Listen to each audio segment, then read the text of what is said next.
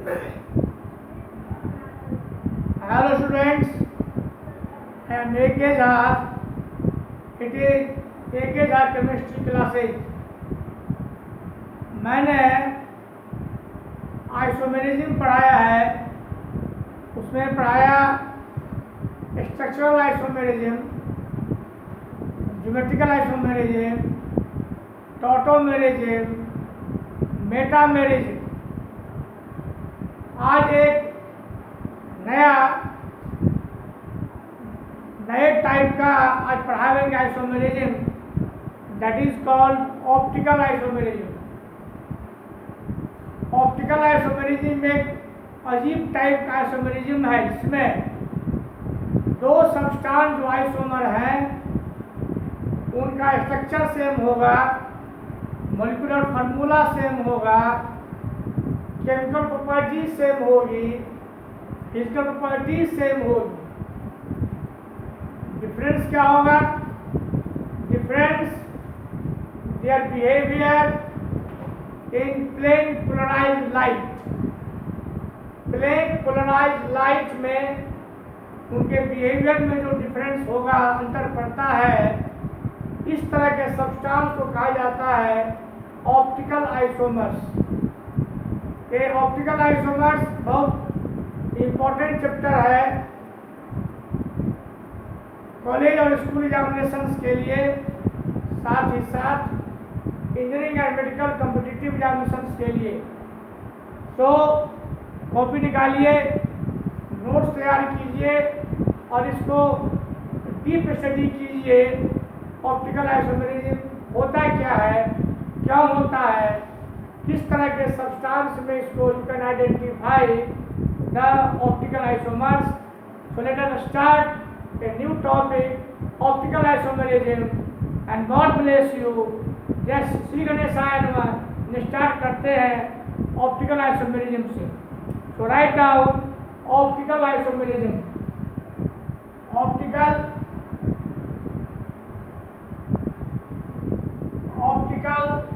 Isomerism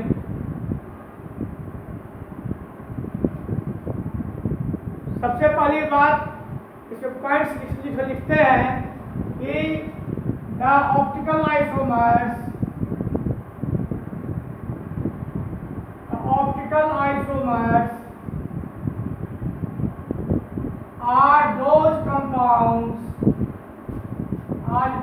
are those compounds which who behave differently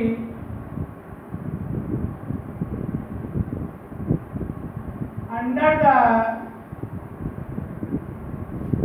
influence of plane polarized light। अब सबसे पहले हम इसको जाने कि what is plane polarised light, PPL, क्या होता है। इसमें नए नए टॉपिक्स, नए नए टर्म्स मिलेंगे, वन बाय वन इसको क्लियर करना है, तभी समझोगे ऑप्टिकल आइसोमेरिज्म का डेप्थ क्या है। प्लेन पोलराइज्ड लाइट क्या होता है? ये जो कॉमन लाइट है, सनलाइट, इसमें it is made of electromagnetic waves of different wavelengths. पढ़ाया गया होगा कि sunlight is made of 7 types of electromagnetic waves, violet, blue, green वगैरह वगैरह, उनका अलग अलग वेवलेंथ होता है। एंड जब वो पढ़ते हैं किसी प्लेन पे तो डिफरेंट डायरेक्शन में स्कैटर कर जाते हैं, वो प्लेन में रोटेट कर जाते हैं। लेकिन इसी सनलाइट को, कॉमन लाइट को अगर हम मोनोक्रोमेटिक लाइट में कन्वर्ट कर दें मोनोक्रोमेटिक लाइट वो लाइट है जिसमें लाइट का एक ही वेवलेंथ होगा।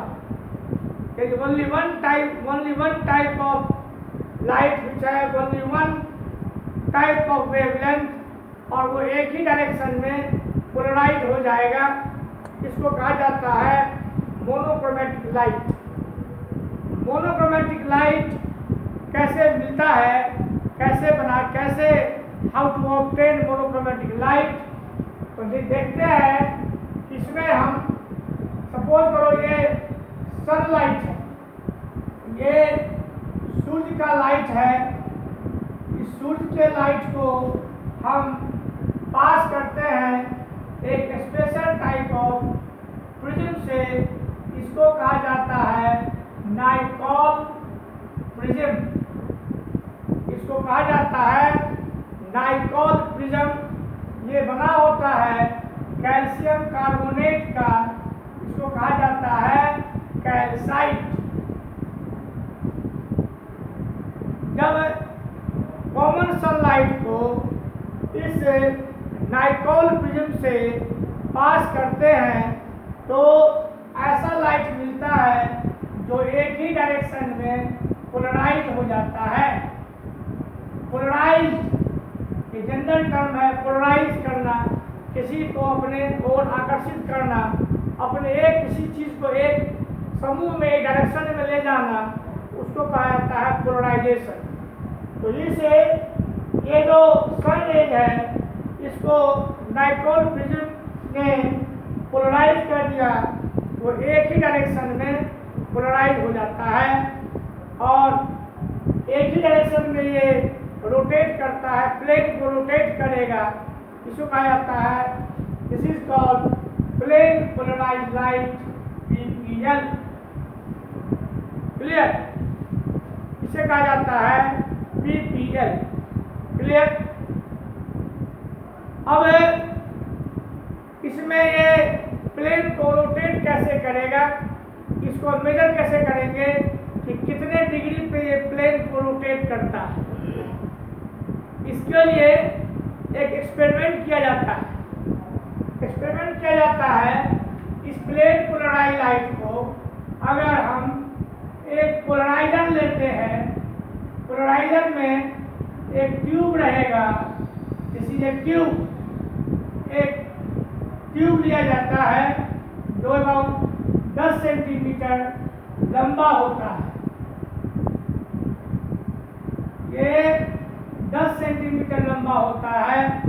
इसमें जिस कंपाउंड का के पोलराइजेशन को, जिस कंपाउंड की पोलर एक्टिविटी को हमको मेजर करना है, उसको इसमें भर दिया जाता है। इसका कंसंट्रेशन रहेगा 1 ग्राम पर मिलीलीटर और इसका लेंथ रहेगा 10 सेंटीमीटर या 1 डेसीमीटर। क्लियर?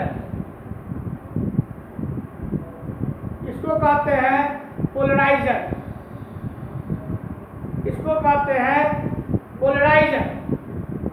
इस पोलराइजर से हम जब पास करते हैं तो जो रिजल्ट निकलता है उसको हम देखते हैं। क्लियर? समझ गए बात? प्लेन पोलराइज लाइट को हम जब पोलराइजर, इसको बोलते हैं पोलराइजर। पोलराइजर से जब पास करेंगे तो 3 बातें होंगी। हमको 3 रिजल्ट निकलेगा।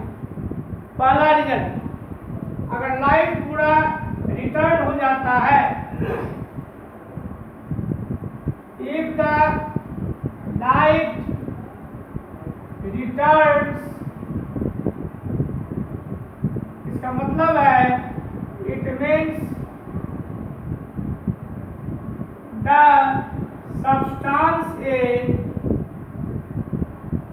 substance A not of substance A optically inactive, substance A optically inactive, substance optically inactive होगा। जो सब्सटेंस प्लेन पोलराइज लाइट को रोटेट कर दे वही सब्सटेंस ऑप्टिकली एक्टिव होगा। जो सब्सटेंस ऑप्टिकली एक्टिव होगा वही ऑप्टिकल आइसोमेरिज्म शो करेगा। तो अगर ये लाइट अगर रिटर्न हो गया इसका मतलब है कि ये सब्सटेंस ऑप्टिकली एक्टिव नहीं है। सेकेंड केस, अगर ये सब्सटेंस क्लॉकवाइज डायरेक्शन में रोटेट करता है तो इसको बोलेंगे डी रोटेटरी या dextro rotatory.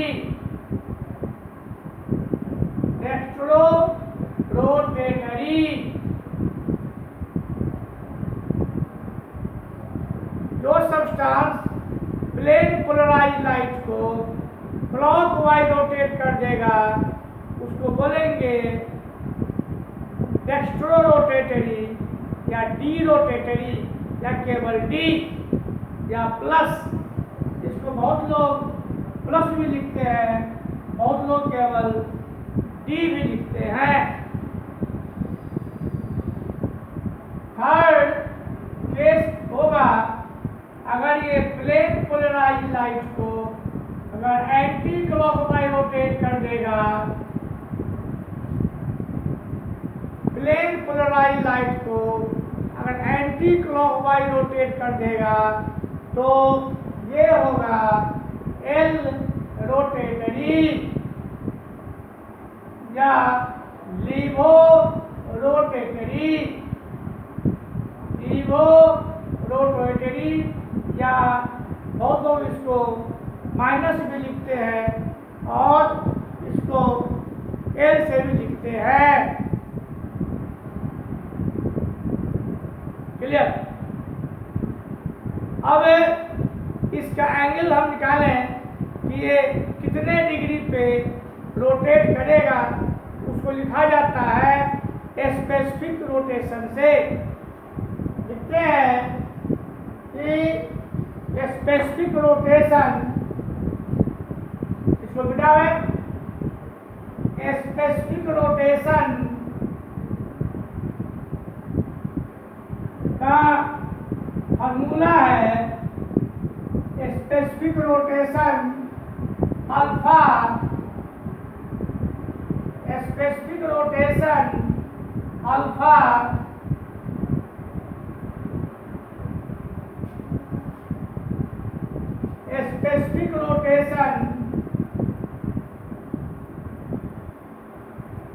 Specific rotation alpha equal to theta divided by L into C. Specific rotation alpha equal to L into C, मतलब ये इसका यूनिट हो जाएगा। इसमें हमेशा एल लिया जाता है 10 सेंटीमीटर और 1 डेसीमीटर और कंसंट्रेशन रहेगा 1 ग्राम पर ml। इसलिए इसका unit of alpha equal to हो जाएगा डिग्री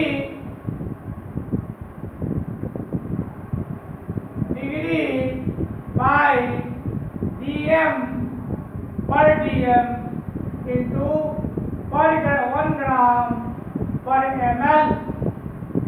ये ऊपर चला जाएगा तो ये हो जाएगा degree ml inverse by dm gram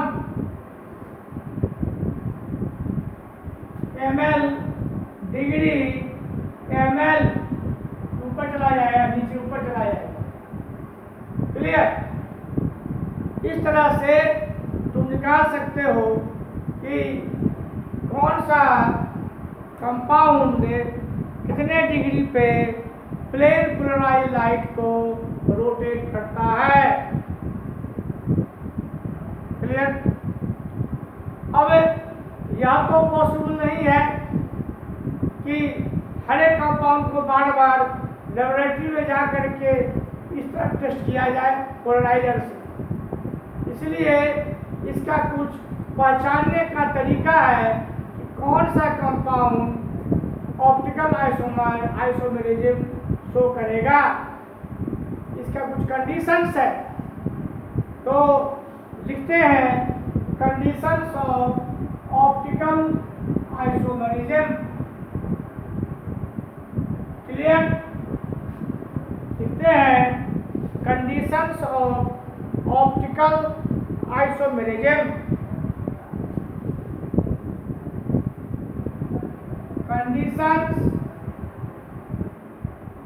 conditions of optical isomerism. इसमें सबसे बड़ा कंडीशन है एसिमेट्रिसिटी, या पहला कंडीशन है डाइसिमेट्रिसिटी।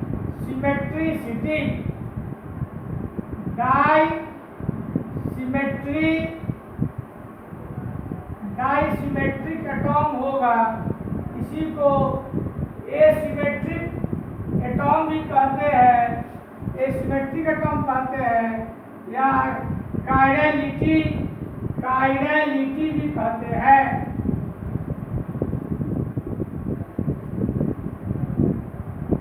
क्लियर? एसिमेट्रिक, अगर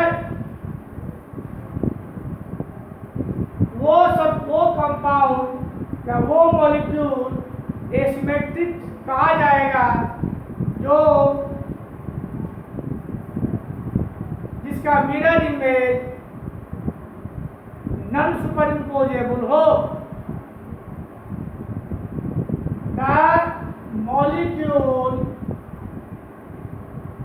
The molecule is said to be disymmetric or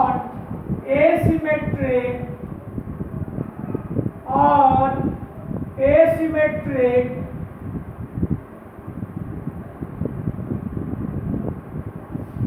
और कायरल, whose, पहले इसी को देखें, asymmetric whose which is non-superimposable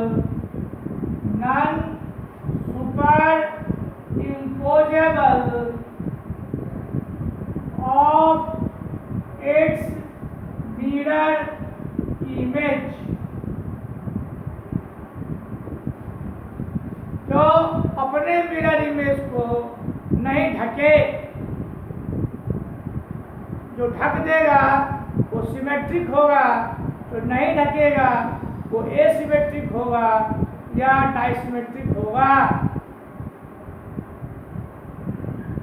अब अगर ओ लिखते हैं, इसका मिरर इमेज यही होगा। इसको उठा करके इस पे रखोगे तो ये इसको ढक देगा। मतलब है ये सुपर इम्पोजेबल है, ये सुपर इम्पोजेबल है। अगर सुपर इम्पोजेबल है तो ये मॉलिक्यूल सिमेट्रिक है।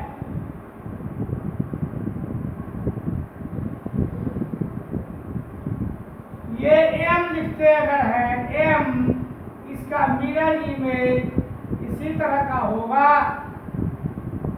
मतलब है कि ये इसको अगर इसको ऐसे करेंगे तो इसको ये ढक देगा।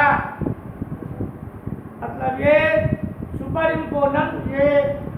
इम्पोजेबल ये भी है, मतलब ये सुपर इम्पोजेबल है, मतलब ये जो फिगर है वो सिमेट्रिक है।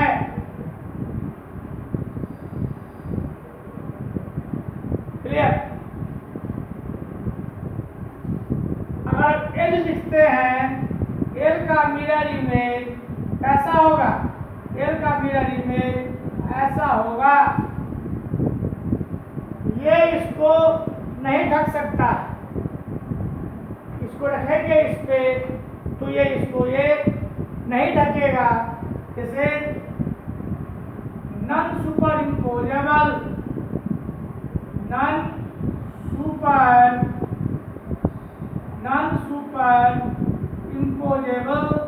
इमेज है, मतलब ये एसिमेट्रिक है या डाइसिमेट्रिक है। ये एसिमेट्रिक है या डाइसिमेट्रिक है। क्लियर?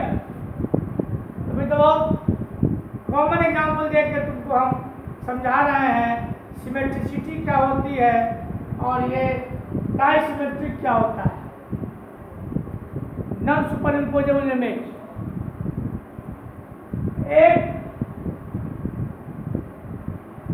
एक और है,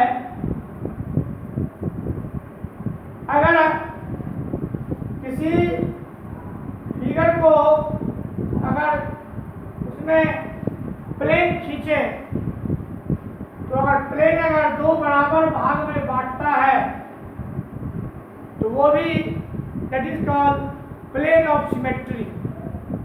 हम लिखते हैं, एग्जाम्पल देते हैं, अपने हम लोगों का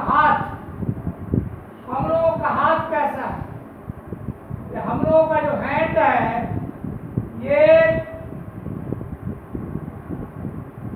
क्या सिमेट्रिकल है? इसका अगर हम मिरर इमेज बनावे, हाथ का मिरर इमेज बनावे तो ऐसा बनेगा।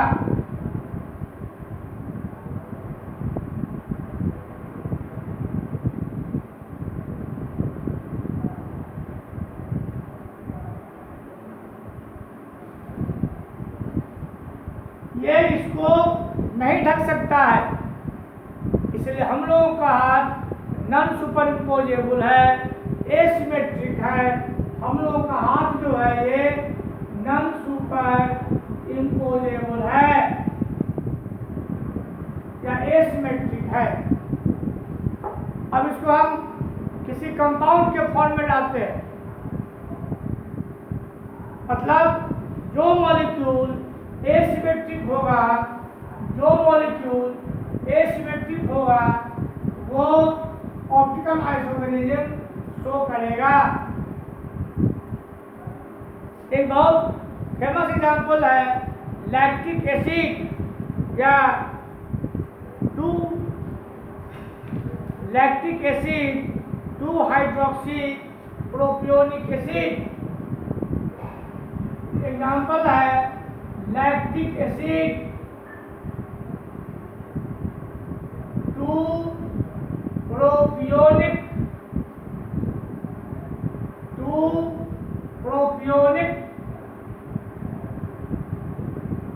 2 hydroxy propionic acid 2 hydroxy propionic acid. ये 2 हाइड्रोक्सी प्रोपियोनिक एसिड है, जिसे CH3 2 पे OH यहाँ हाइड्रोजन है।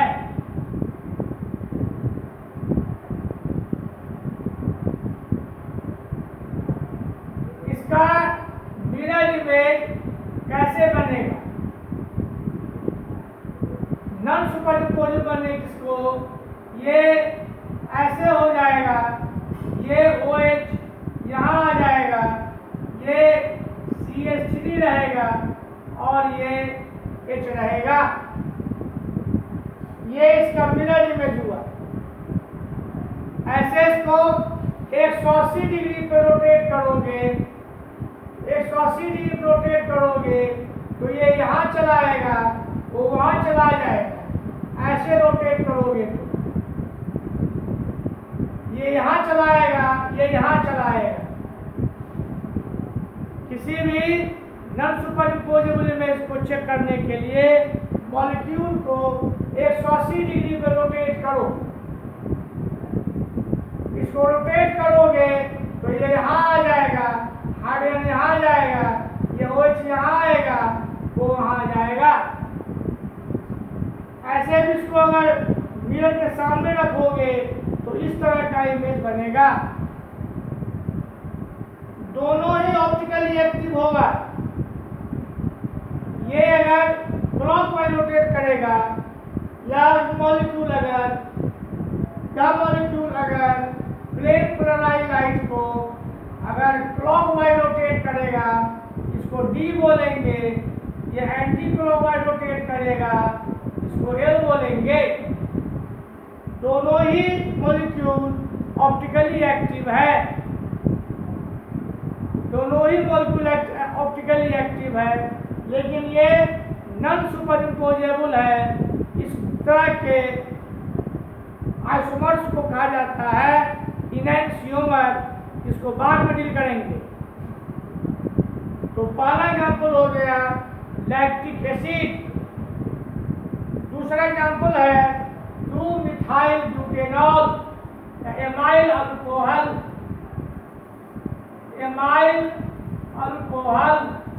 या 2-मिथाइल ब्यूटेनॉल। एमाइल अल्कोहल या 2-मिथाइल ब्यूटेनॉल, जैसे C2H। ये ब्यूटेनॉल है, 2-मिथाइल ब्यूटेनॉल, 1 2 3। इस पे यहाँ पे मिथाइल जोड़ेंगे, ये 2-मिथाइल है। ये यहाँ पे CH3 है, यहाँ पे OH है। ये ऐसा है, मतलब इसको लिख सकते हैं हम C2H5, जैसे C2H5 CH3, ये H CH2OH। जैसे एमाइल अल्कोहल, ये जो है C2H5, ये this is CH3, this is H, this is CH2OH। इसको रोटेट करेंगे अगर 180 डिग्री पे तो ये हो जाएगा, ये इसका मिरर इमेज ऐसा बनेगा। HOCH2C, this is CH3, this is C2H5, this is H। ये किस तरह, ये ऑप्टिकली एक्टिव था, OA था, या भी ऑप्टिकली एक्टिव OA रहेगा। क्लियर? देखते हैं फैन का हाल क्या है।